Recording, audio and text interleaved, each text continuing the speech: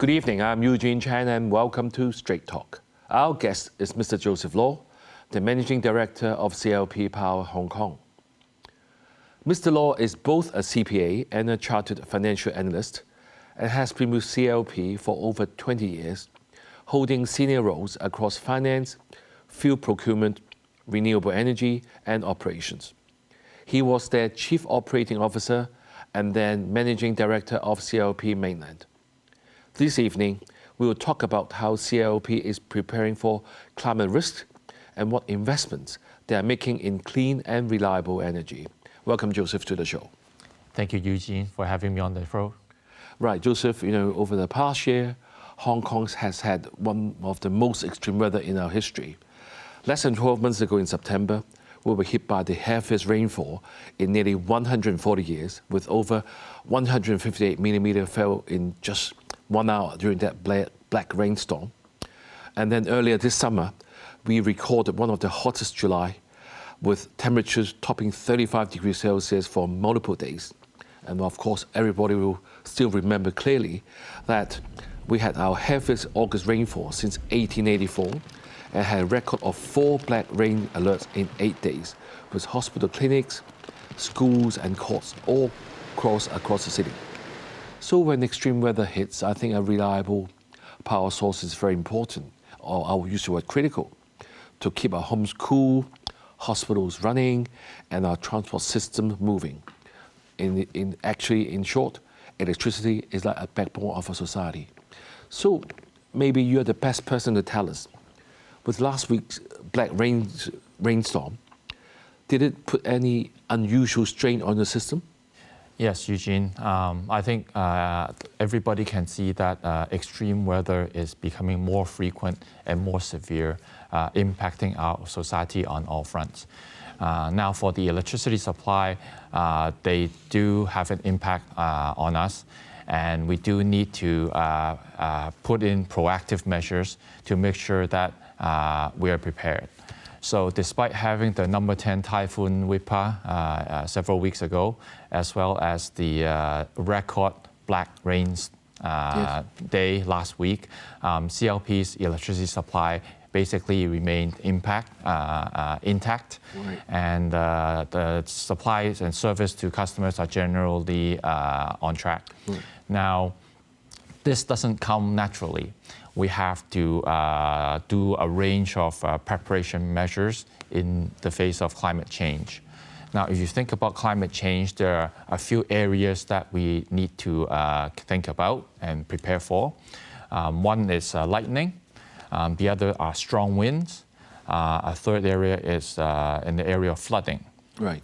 So for lightning, we do have to proactively put in measures, put in lightning arresters in our transmission towers to prevent and mitigate the impact of lightning to the electricity supply. In the area of strong wind, we have reinforced our, for example, our transmission towers so that they can withstand strong winds of up to 300 kilometers per hour.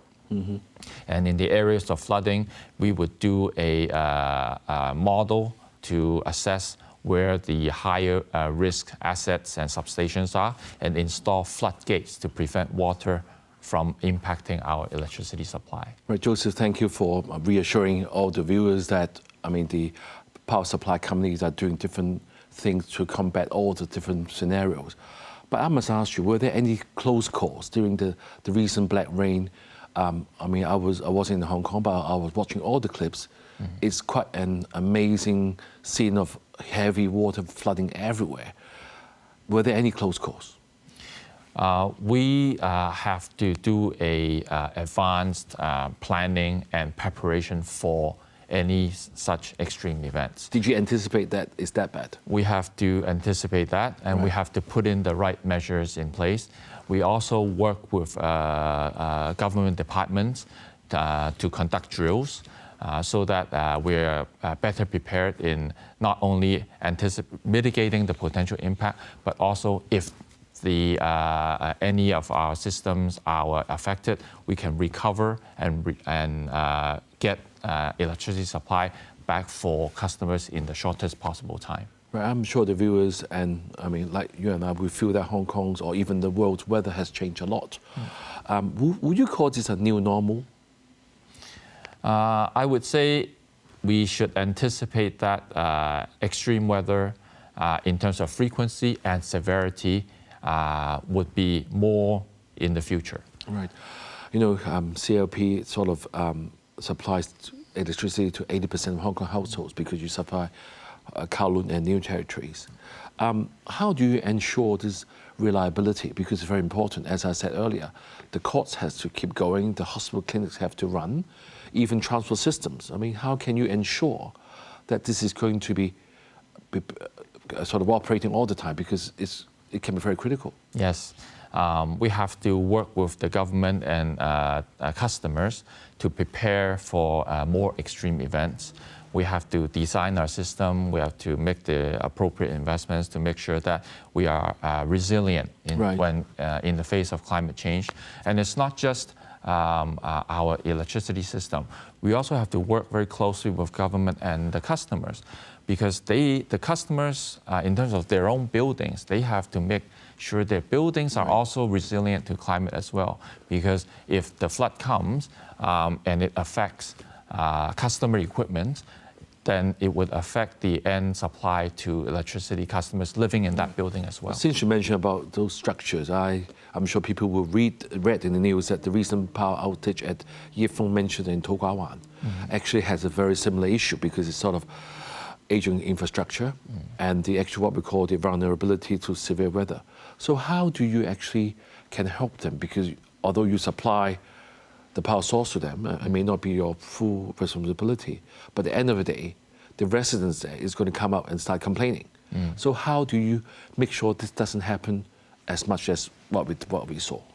Yes, I think this can demonstrate that building owners have a big part to play in order to make sure their buildings are upkept properly and they're maintained properly, to make sure all the public facilities within the building, they need to work properly, even in face of climate change. So in the event of customer equipment faults, we also try to lend a hand. We provide technical advice and we work with the relevant government departments as well as the building owners and their electrical contractors to help them to see how to get the electricity supply or other necessary equipment back online as fast as possible. Right, so I think the viewers should take note of this and making sure the incorporated owners committee will follow closely on their own buildings and infrastructures. As we said about climate change, I'm sure everybody will agree that Hong Kong is getting warmer and warmer, and we're having our air conditioning on longer and longer. Does CLP, will you be able to sort of cope with this increased demand? Yes, we do a long-term planning to anticipate what the future demand would be, and we will put in the right resources to make sure that that demand is met. Right. I mean, the title of the show tonight is whether Hong Kong will be able to deal with extreme weather. I mean, as we said, powering through with the actual black rain.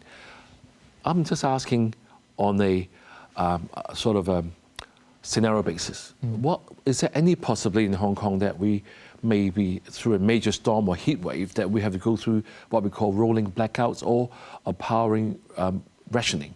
What that means is an area you have to stop electricity for a while and allow the other area, everybody have it. Is it possible? Well, I think as the major electricity provider, we work very closely with all parties to make sure that the city as a whole is prepared so that we do not have to face blackouts or outages like this. Right. So we make the appropriate preparation. We have to put in the appropriate resilient measures so that the city can can continue to function normally, even in the face of extreme weather. Right. So we must remember that that's always a possibility. I mean, we can't take things for granted. That's what you're trying to say to us, isn't it? Well, I think we all have a part to play, right? Climate change is not something that any single party can deal with.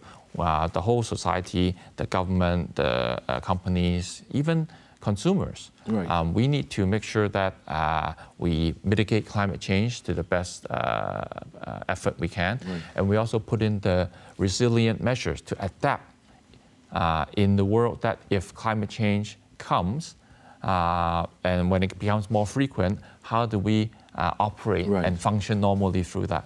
Right. One thing that since you've been discussing all along, I'm sure we know that all this extreme weather, the root cause is climate change, and the term carbonization is the key. That's the reason why we have to do decarbonization.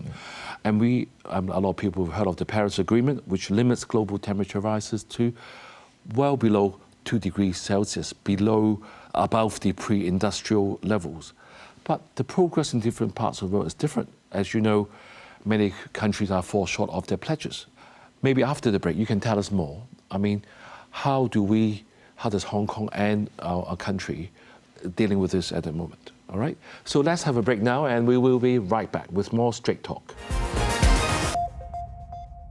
Thank you for staying with us. Mr. Joseph Law, the Managing Director of CLP Power Hong Kong, is with us, and we have been talking about Hong Kong's extreme weather events and strategies for decarbonization. So Joseph, before the break, I just touched on the Paris Agreement. That shows everybody is concerned about the climate change. They want to keep the temperature rises to well within 2 degrees Celsius. And we know the whole world is working on that.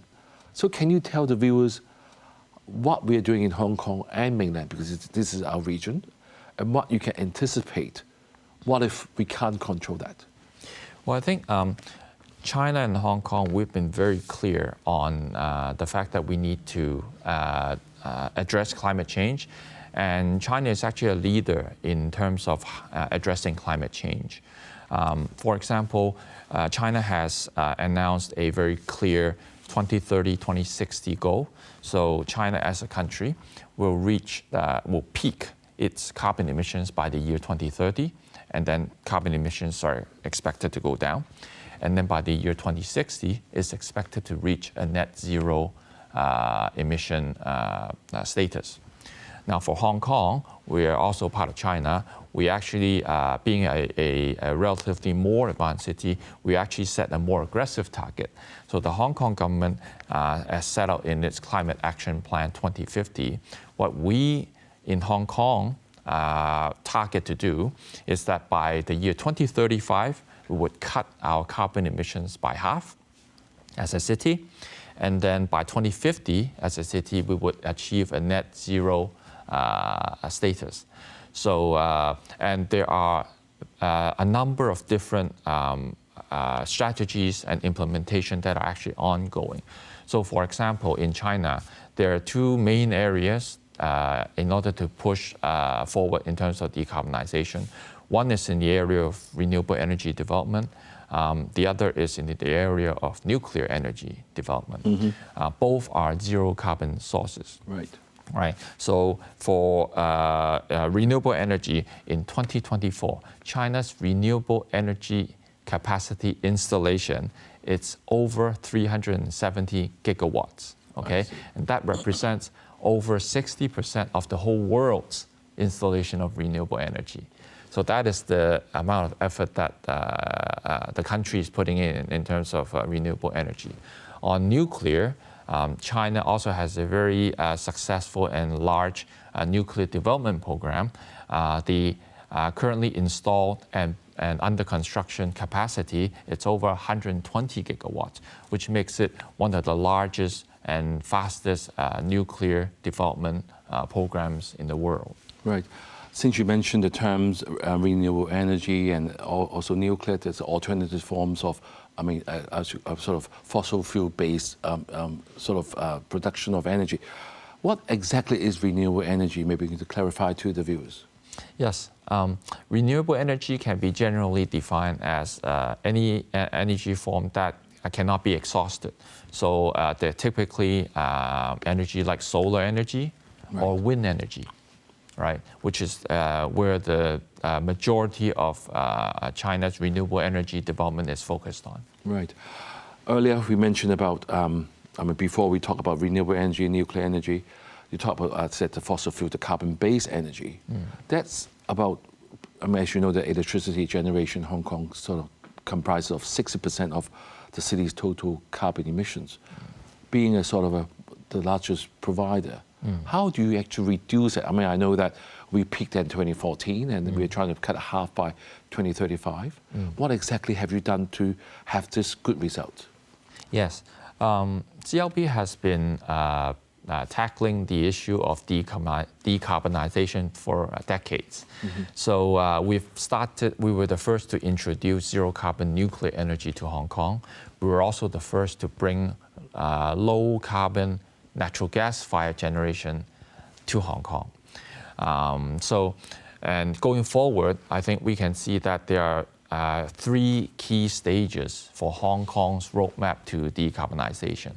The first stage we've actually just completed is to reduce the use of coal in our generation as a fuel and increase the use of natural gas. So today, we have over 50% of CLP's fuel mix is actually from natural gas. So it's the lowest form of fossil fuel in terms of carbon emission. The second stage, which is what we need to achieve by 2035, is to have access to increase zero carbon nuclear energy or renewable energy from mainland to Hong Kong so that we can phase out the use of coal. Right. And by 2050, we anticipate that we will achieve a net zero generation portfolio, either through the use of hydrogen, green hydrogen, or carbon capture and storage. Right. So since you mentioned about hydrogen, how promising is this fuel? Is it cost effective?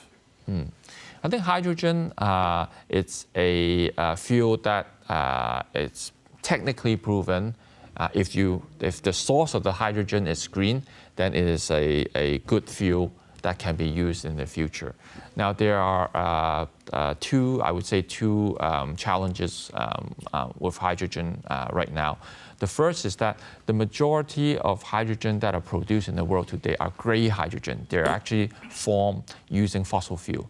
So they actually do not help climate change, right? So what we need to do is we need to have most of the hydrogen in the world made by green hydrogen, in the form of green hydrogen. So that means zero carbon energy as a fuel to create that green hydrogen. So that's the first challenge. The second challenge is in the area of maturity in terms of the supply chain, because hydrogen is scientifically is a rather difficult form of substance to store and to transport. So we need the supply chain to actually become more mature, to have new technology so that we can do the storage and the transportation in a cost-effective way. Right, Joseph, thank you for explaining the different fuels alternatives we have, like renewable energy, nuclear, and even hydrogen. Let's go back to the Hong Kong's market itself. We talked about 60% are from the electricity sort of generation, but I saw that actually transportation is the actual second largest source of carbon emissions, amounting up to 20%. So how can we reduce that? Yes. I think there's a great opportunity here because as the power sector reduces its carbon, we can actually help the transport sector reduce its carbon as well. And that is through the form of electrification of transport.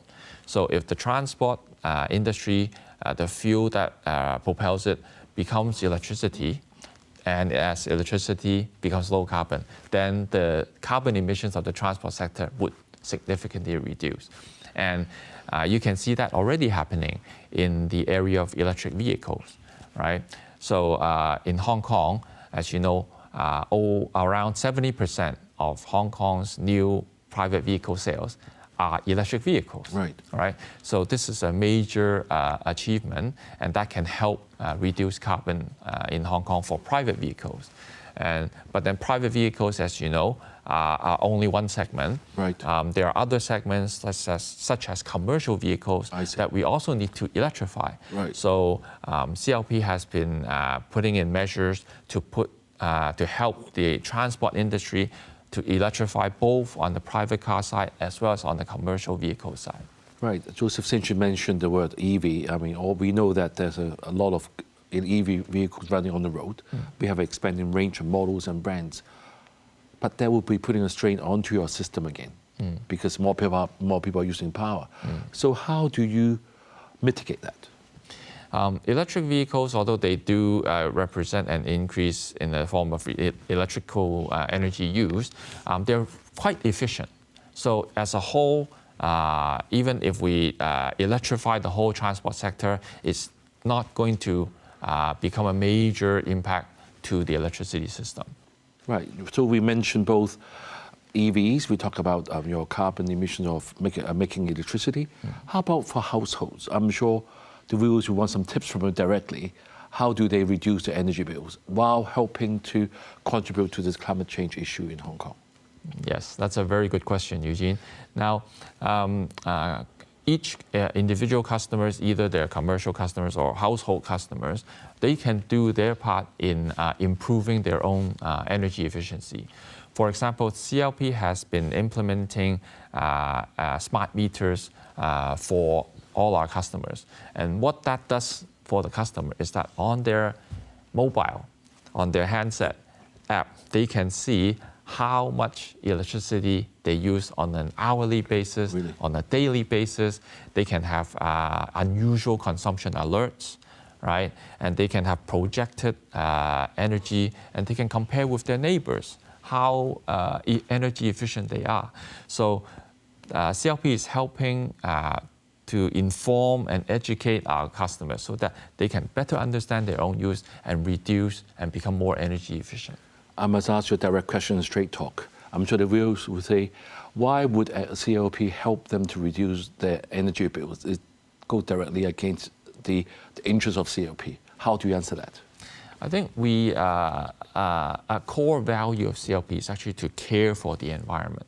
So we've been serving Hong Kong for over 120 years, and we deeply believe that caring for the environment, caring for our community are part of our core values. So this is how we conduct our business over the long term. Right, Joseph, I'm afraid we have to leave it there, and thank you for sharing CLP's vision and challenges in this complex area.